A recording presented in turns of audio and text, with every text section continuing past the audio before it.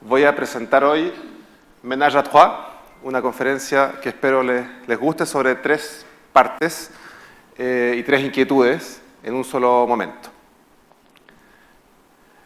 ¿Por qué Ménage à Trois? Esta imagen quizás muchos la conocen, otros no, pero es llamativa en el sentido de una primera instancia en que 2 artistas asumen la condición en la cual su cuerpo es parte de la obra y se instalan en la entrada de una galería y obligan al público a decidir si es que van para un lado o para otro, ¿cierto? Marina Abramovich y Ulay.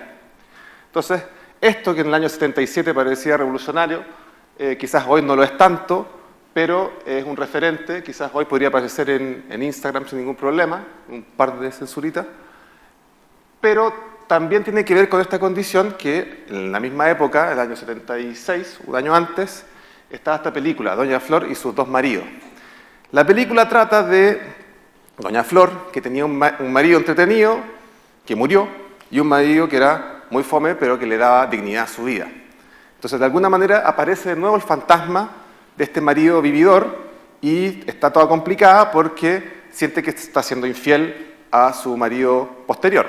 Pero la convence de que en realidad ella puede tener las 2 cosas, porque los 2 eran sus maridos.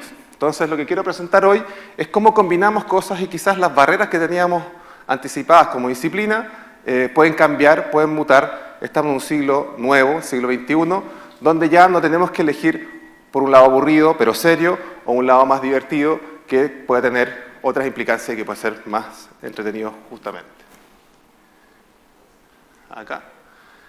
Hay un texto de base sobre esto que define unas categorías que les voy a presentar. Estas categorías son 3, sobre la base de este texto que está publicado en Circo. No estoy seguro si está publicado, porque esto lo escribimos hace un par de años atrás en Super Sudaca y la página tuvo un problema, entonces no sé si es un texto secreto o un texto disponible, pero si alguien lo quiere lo puedo pasar. Este texto presentaba estas 3 categorías para abordar inquietudes de la disciplina de la arquitectura o desde la arquitectura. Por ejemplo, la primera categoría es el mundo de la arquitectura.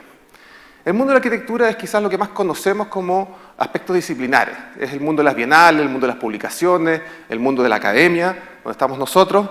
Es donde realmente tenemos esa condición académica de disciplina más cercana a la condición que se nos asume es la práctica de la arquitectura. Pero eso lo vamos a cuestionar un poquitito. Pero de todas maneras no significa renegarla, y esa es la primera categoría que les voy a presentar. La segunda es la arquitectura del mundo.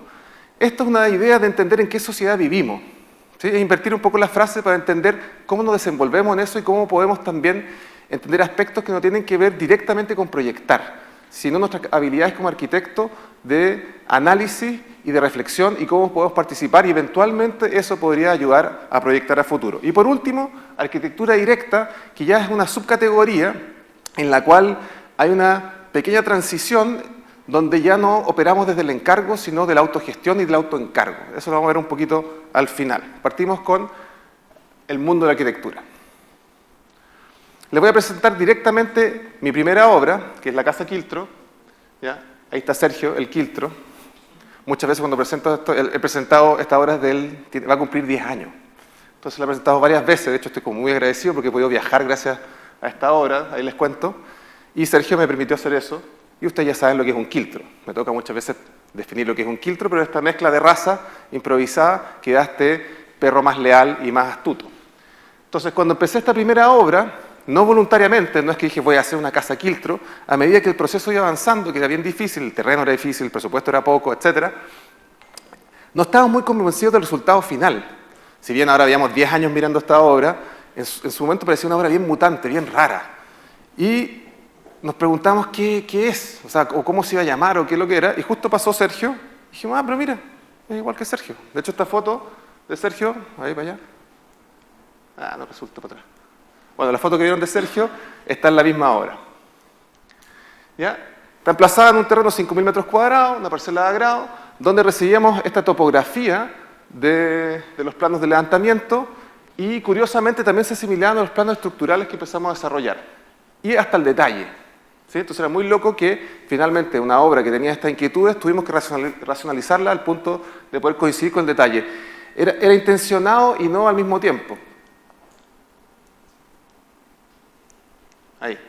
bueno, los planos que no se ven, pero parten de una geometría bastante rigurosa y después empieza a tener una serie de adaptaciones que son tanto para el terreno, para el asoleamiento, y tenemos su condición ya material, donde podemos como verificar estas premisas, donde esta idea de una primera obra, que también es una aclaración de principio, la idea de que sea un mestizaje, un aquiltro, la vemos en su dimensión construida, pero también en su dimensión virtual como fotografía. Estas son las fotografías de Cristóbal Palma, que si bien no hubo tanta preparación, sí tenían cierto rigor y cierta exigencia. Entonces, la figura humana, por ejemplo, Cristóbal en esa época no estaba tan abierto como a tenerla, y fue una conversación y una discusión incluso para poder empezar a tener eso en la fotografía. Lo que más me gustó fue tener el ganso que estaba ahí, que apareció como un personaje adicional. Yo les voy a contar como el lado B de esta fotografía.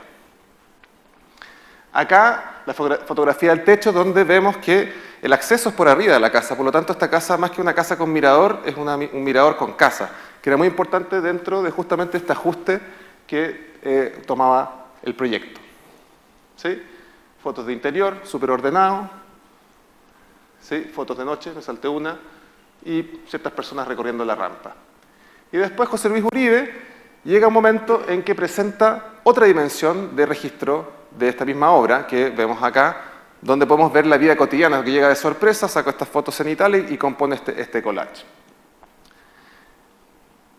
Pasa un cierto tiempo y aparece este artículo, el 2010, en La Tercera. La mejor casa de veraneo del mundo está en Chile.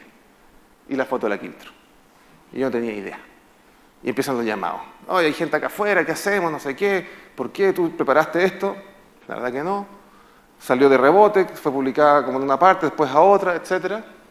Y después ya me querían entrevistar, como un poquito aquí recién, y de la mejor casa de veraneo del mundo, que estaría aquí en Chile, pasamos a Juan Pablo Corbalán, arquitecto de la mejor casa del mundo. Y era la primera casa que hacía. Entonces era como... Y era 24 horas, tampoco era un canal tan chanta, pues no era como Gamba o no sé. Y bueno, entonces terminó mi carrera, pues empecé rápido y ahí está, pues. Entonces ya, ¿qué más puedo hacer? Si no, está un poco difícil superar esa situación. Pero dije, bueno, voy a persistir igual, esperando que esta noción que empezó como posibilidad de esta mezcla de condiciones pudiera prosperar. ¿Ya? Y un día me tocó ir a presentar la Quiltro a Chicago. ¿Ya? Como ustedes saben, en Chicago está la Farnsworth, una de los perritos que era el componente de la Quiltro. Y dije, por fin voy a ver esta obra emblemática de Mies van der Rohe. Voy a ver, aquí está la Farnsworth, pero si se fijan al costado, miren, tiene como un pedacito de Quiltro ahí. Y dije, pero qué raro, no era pura hasta ahora, no era perfecta. Entonces dije, bueno, nadie es tan puro al final, somos todos medios Quiltro. Entonces esta es la famosa frase emblemática de Mies, que es God is in the details, Dios está en los detalles. Pero si ustedes cambian un poquito, la mirada igual que la anterior es Dog is in the details, ¿cierto? Y podemos poner ya Dog is more, ¿ya? Mies van der Dog. Esto no pasa que hubiese un poco los referentes que uno tiene encima. Churchita. Esta es una obra bien particular, casi paralela a la Quiltro. Eso fue lo curioso. Estas dos obras fueron simultáneas y después ya no hubo tanta petición. Antes de entrar a explicar el proyecto, en esa época tenía una inquietud con varios como colegas míos y también algunos estudiantes que después se volvieron socios y después amigos, de preguntarnos qué tan chilena era la arquitectura que estaba celebrada en las publicaciones.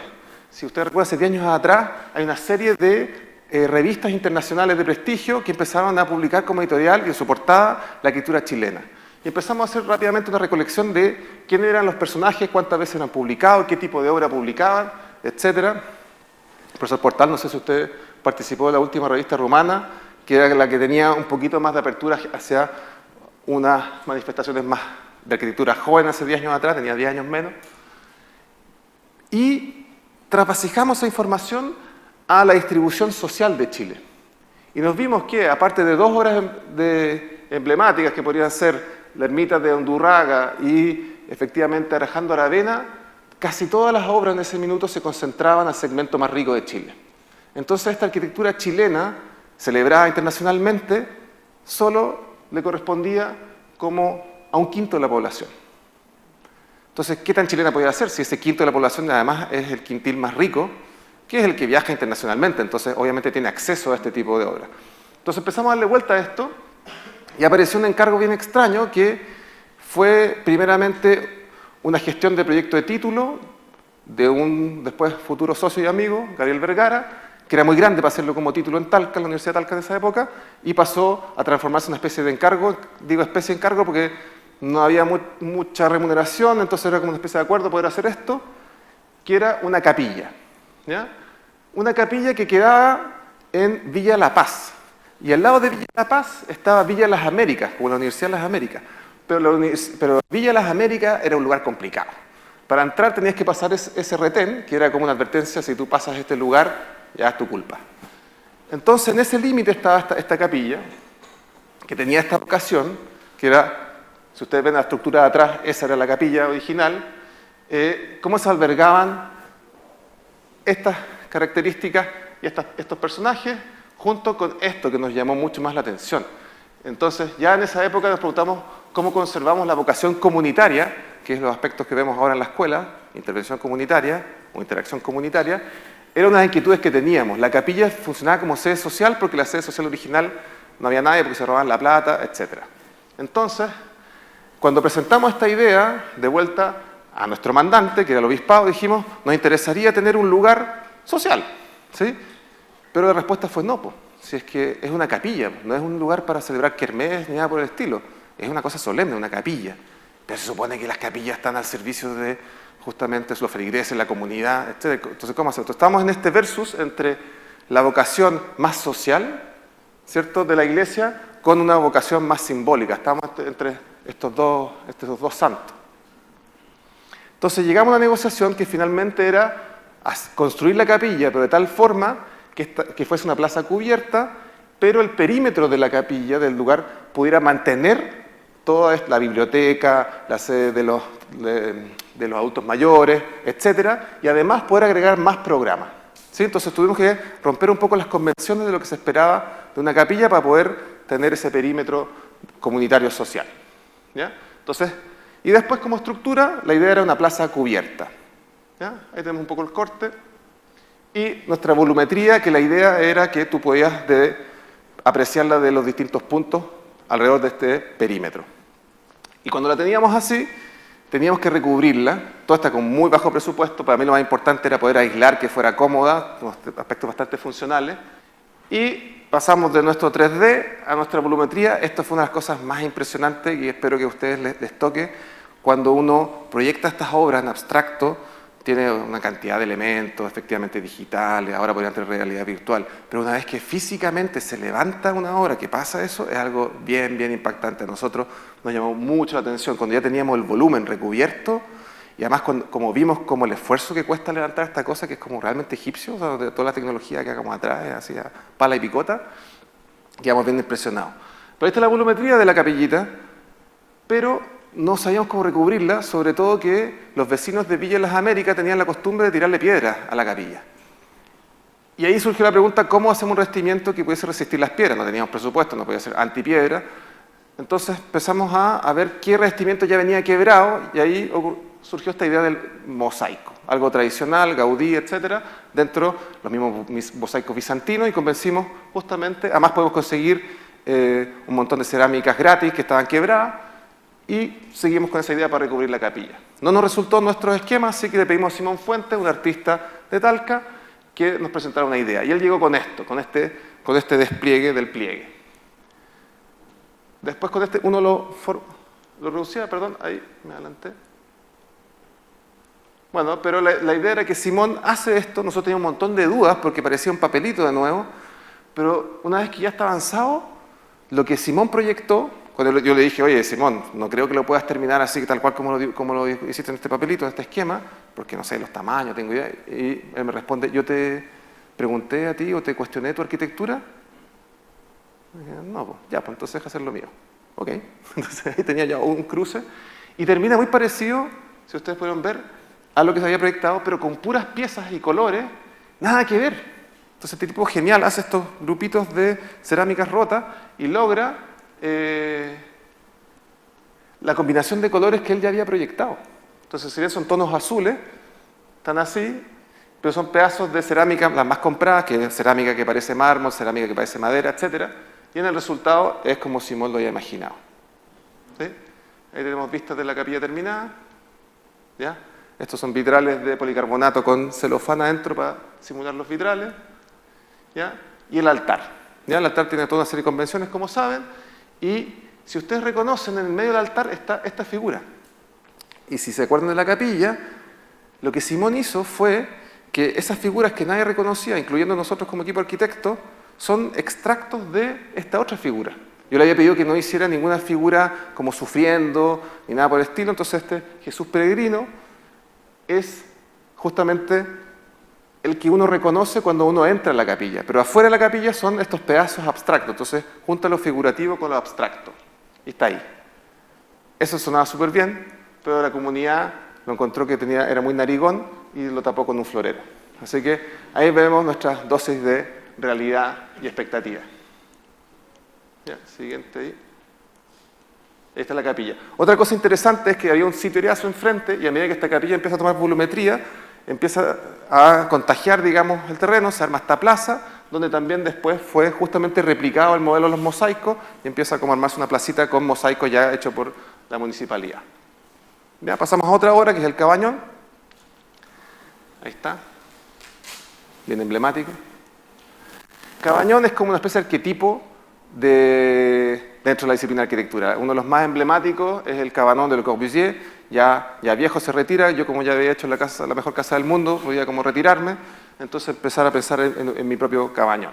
Entonces, ahí está el señor Corbusier, gran influencia en la arquitectura moderna, y el otro cabañón emblemático es el de Heidegger en la Selva Negra, ¿cierto?, donde se recluye y tiene sus momentos de meditación.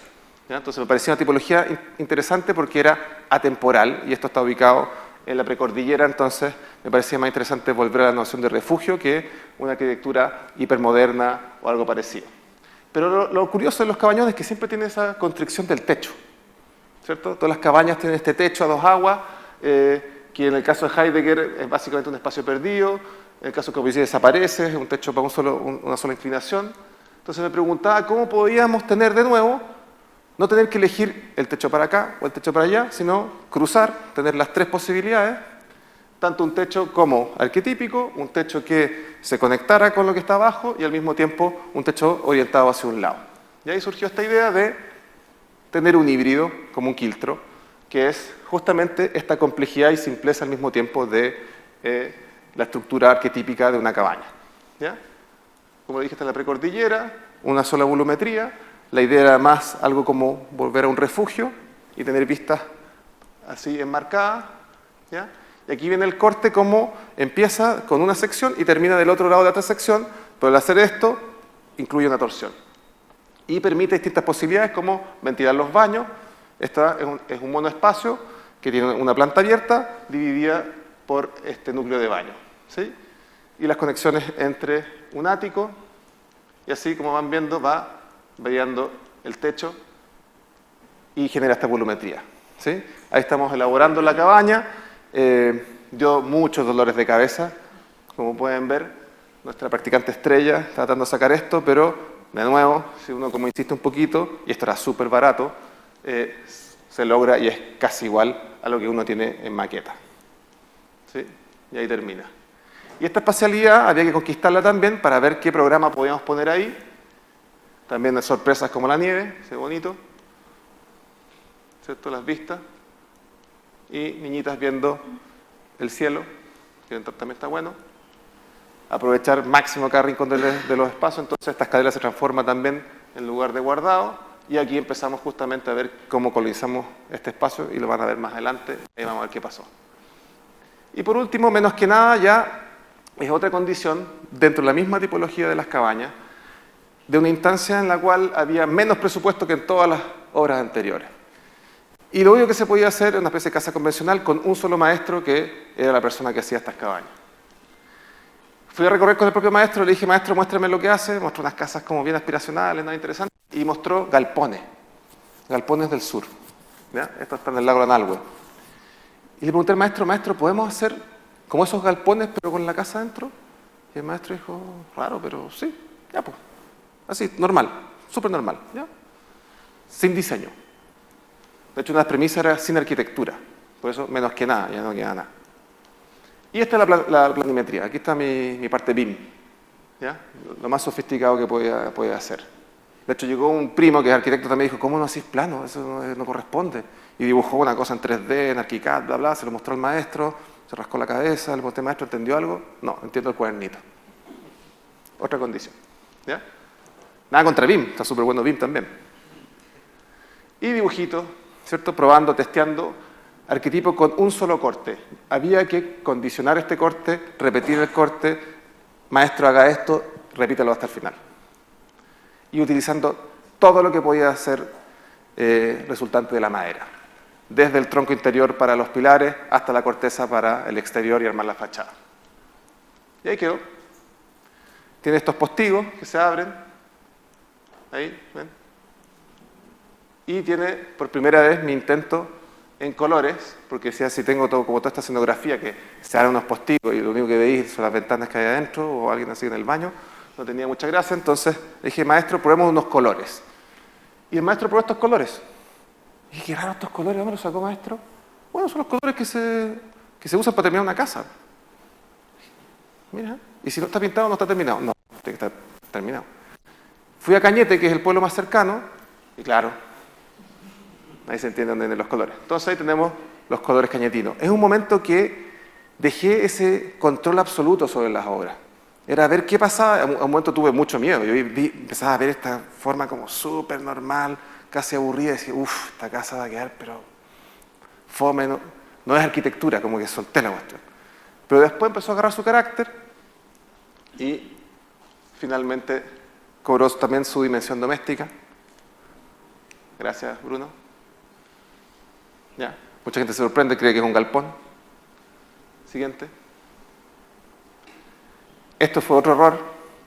Teníamos pintura blanca, barniz blanco, teníamos barniz incoloro, la idea era mezclarlo para que quedara una pletina blanca, pero cuando llegamos de vuelta era, ahorré un tarro de pintura. ¿Cómo? Sí, solo usé el blanco. Y así quedó. Pero tampoco está tan mal. La siguiente. Ahí tenemos cómo se usa. Tienes toda esta parte donde uno puede guardar todos los cachureos de verano. Siguiente. Y la típica foto con la bosca ahí súper rico. Si alguien llega hasta allá, yo lo recibo feliz. Y cerramos la parte del mundo de la arquitectura. Ya, arquitectura del mundo. Aquí voy a tener que ir un poco más rápido.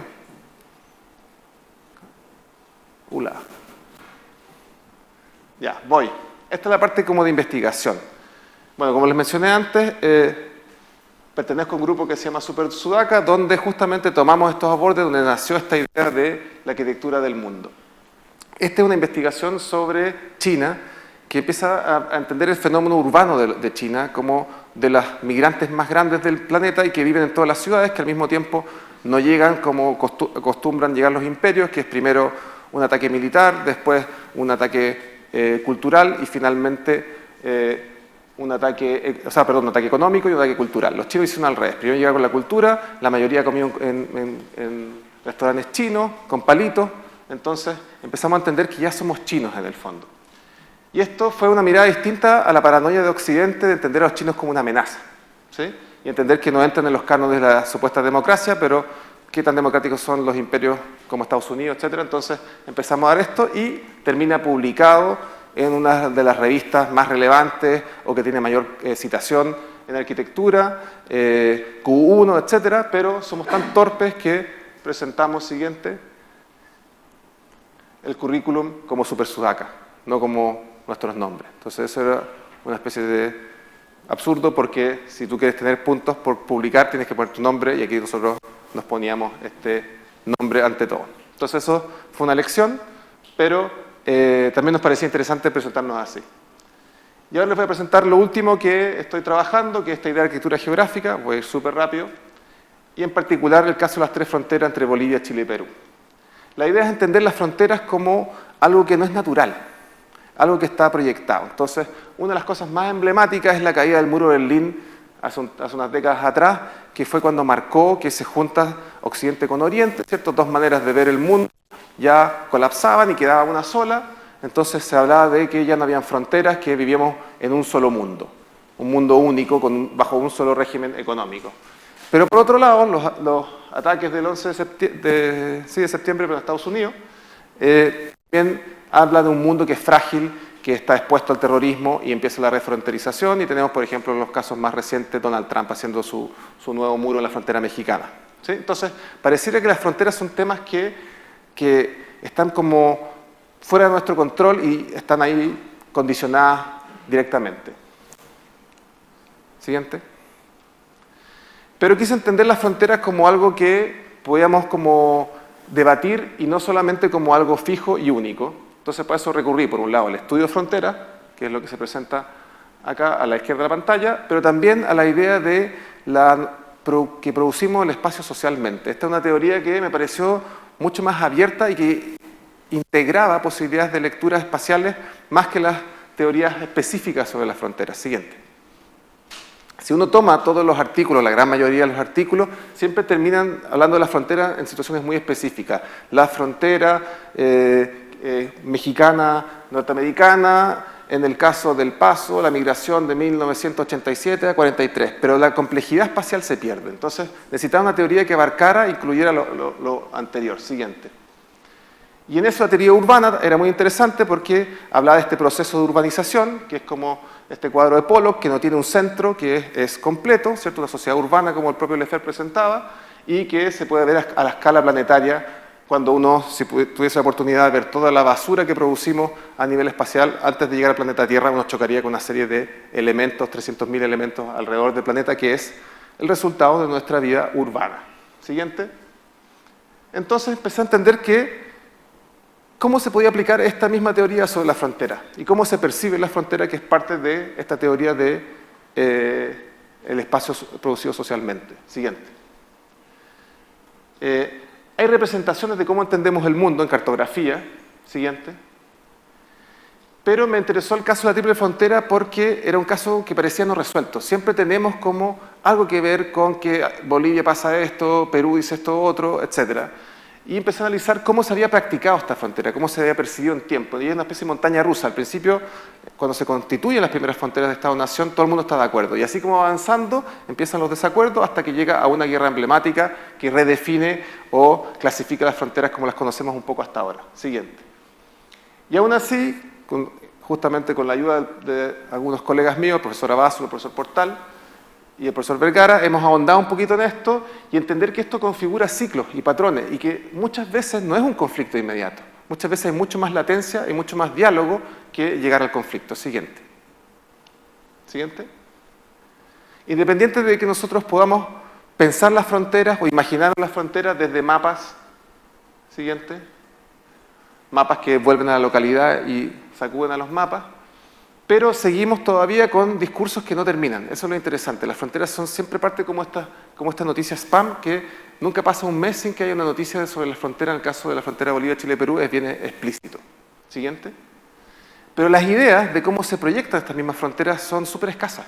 Son pocos los momentos. Son la guerra, acuerdo entre dictadores y momentos súper específicos. Entonces, ¿por qué no podemos, como académicos, empezar a plantear ideas desde ahí? Proyectar una arquitectura geográfica. ¿Sí? Más allá de los discursos de los políticos que justamente juegan con estos símbolos. Acá tenemos al ex canciller Choquehuanca, que presenta este reloj del sur, que incluye una región de Chile, pero la misma región que está dividida en el mapa político actual, además con las manillas que en vez de ir a la derecha van a la izquierda, ¿no? El reloj del sur. Entonces empecé a ver como posibilidades de leer más allá de la cartografía de las fronteras. Estos son los coremas, una manera diagramática de entenderla, ¿cierto? Y poder como abordar esta complejidad. Siguiente. ¿Ya? Y justamente llegar a algo que puede tocar la arquitectura y es cómo es esta espacialidad, cómo se vive la frontera. Siguiente. Entonces tenemos la frontera emblemática, esta es la frontera en Tijuana, entre San Diego y Tijuana, la frontera europea, que ya no existe, se supone, pero están los elementos y se percibe, se vive, uno siente que pasa de Alemania a Holanda. Siguiente. Pero también la frontera que está desterritorializada, o sea, de otro, sacada del lugar fijo del puesto de control, ya no existe, sino es movido a otros lugares y virtualmente controlada, como también es el caso de fronteras, para poder llegar a la frontera más transitada de Chile, que es el paso Chacayuta, Arica, Chile. Arquitectura directa. Esta es la arquitectura que sale un poco del espectro de la idea de que los arquitectos trabajamos con encargos solamente. Esta es una arquitectura que tiene una incidencia que va justamente a la producción del espacio social y a reclamar el derecho de poder manifestarnos especialmente sin tener que obedecer la agenda predeterminada de lo que podría ser un cliente nuestro. Y ahí entra también los proyectos de títulos de intervención comunitaria, que no los voy a mencionar en esta conferencia porque me los paso presentando, sino algunas obras que van en ese sentido. Está este espacio por colonizar en el Cabanón. Y ahí tenemos al profesor Abásolo, que empezamos a improvisar posibilidades de mezclar arquitectura y música, o sonido y espacio. ¿Sí? Y ahí nació Los Sumptors, que fue para mí una oportunidad bien reveladora y bien interesante en un momento específico. No creía que tenía la opción de construir con sonido, nunca lo pensé. Pero había toda una condición y una influencia, a una serie de actores, incluyendo a Nicole Villiers, que estaban trabajando en esta inquietud. Y una de las primeras intervenciones que pudimos hacer fue en 1000 metros cuadrados, donde participó también el profesor Portal, de una instalación que se llamaba Código Global. ¿Sí? Esta instalación básicamente tenía esta condición de generar una influencia, era una temática que se nos presentó, y quisimos ver cómo podíamos actuar con un material que fuera justamente más allá de lo tangible, el sonido. ¿Sí? Y lo que hacíamos era una serie de sesiones donde nos desafiamos, porque originalmente íbamos a poner música concreta, música de Xenakis, pero con el profesor Abásolo empezamos nosotros a interpretar las obras y ver, apagando todas las luces, generando este sonido, cómo reaccionaba el público, incluyéndolo como en la obra de Ulay y Abramovich, si había una interacción con el público. Después, un avance un poco más preciso sobre la condición de sonido y espacio fue esta intervención, también dentro en este caso en el marco de la academia, era un curso de gestión, pero dijimos, en vez de hacer una gestión virtual, hagamos una gestión real para un proyecto que no se nos ocurra, fue una especie de como de vuelta de tuerca. Lo presentamos en la Bienal y la idea era un dispositivo que pudiera, por un lado, reproducir el espacio de forma sonora. Entonces el primer prototipo estaba ahí, siguiente, y para los 5 años del GAM, el renovado GAM, se presenta este proyecto con distintas espacialidades que había dentro del GAM. Por ejemplo, la sala de danza, uno se metía debajo de estos paraboloides y podía escuchar y desplazarse dentro de la sala de danza, escuchando la respiración de los cines, o donde está más cerca la música, o una manifestación, se escuchaba el perro ahí, o cuidado que vienen los pacos. Todo eso se podía vivir dentro de esta instalación. Y además, siguiente, inaugurada con un invitado muy especial que está acá frente mío, ahora el profesor Martín Gavins, con una obra emblemática que coincidía con lo que él había trabajado, que fue el momento peak como de inauguración, donde ya este dispositivo cobraba otra dimensión adicional. Entonces, de nuevo fue estas instalaciones precisas, determinadas, pero tenían un efecto muy potente y además nos permitían debatir sobre temas como un centro cultural, pero también una manifestación y qué rol jugaba eso en la espacialidad. Además de apropiaciones para generar un instrumento nuevo.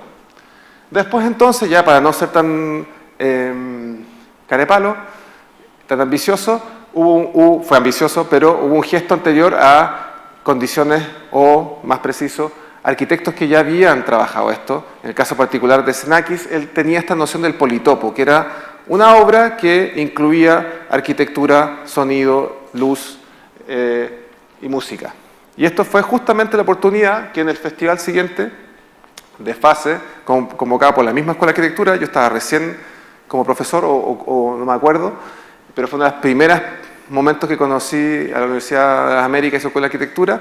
Pudimos juntar dos esfuerzos, que era este ciclo, que llamaba a el cuerpo, el sonido y el espacio, y alguna obra que generáramos con estudiantes, en este caso el campus creativo, o el otrora campus creativo. Siguiente. Ahí está el politopo de Xenakis, y ahí está la azotea, que ya conocemos, que la idea es recuperarla, con esta instalación. Siguiente. Esta instalación incluía la posibilidad de que justamente el público interactuaba, en unos micrófonos colgados, y lo que el público manifestaba cuando se cortaba ciertos sonidos era reintegrado en la misma obra. Y había unos parlantes que ahí todo el equipo de ingeniería de sonido nos ayudó, que hacía girar este sonido. Fue una cosa bien loca y bien difícil de reproducir, lo hicimos esa vez y nunca más. Eso deriva al proyecto actual, que es Urbanistas Planetarios, que el nombre ya vieron de dónde viene, donde tratamos de justamente manifestar ese nuevo derecho de poder expresarnos espacialmente a través de otras herramientas y otras posibilidades que son el sonido. Ahí está. Eso viene después de la entrevista. Muchas gracias.